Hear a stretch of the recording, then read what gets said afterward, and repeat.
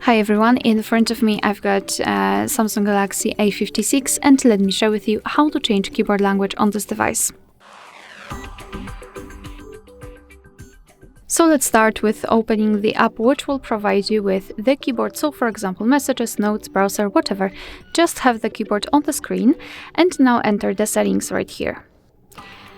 Now languages and types. And tap on Manage Input Languages. So here we've got the full list of available languages from which we can choose. So simply find your language and then tap on this switcher. After scrolling down, you will notice the list without the switchers. We've got this download icon. Basically, it means that those languages are available, but they are not downloaded. So be aware, and if you will find your language here, simply tap on this download icon and it will be immediately applied to this list. So after finding the language, simply tap on this switcher, as I said. Now we can go back, and as you can see, we've got those languages added. And before I'll show you how to remove the language, let me show you how to use the keyboard with 2 or more languages added.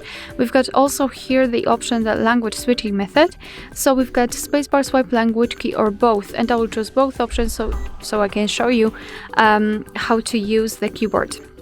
So here we've got the language key, which is the globe icon, and the spacebar swipe, just like that. Just by swiping we can change the keyboard, as you can see, also during typing. So we do not have to, I don't know, start and type in one language and then finish in the same language. We can just switch between the languages during typing. So to turn off the language, so to remove the language from the keyboard, simply enter the settings again, tap on languages and types, and tap on manage input languages. As you can see, all of those languages which are currently applied will appear at the top of the list. So all you have to do is to simply tap on the switcher to turn off the language.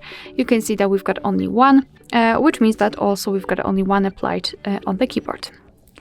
Alright, so that will be all. Thank you so much for watching. Please hit the subscribe button and leave the thumbs up.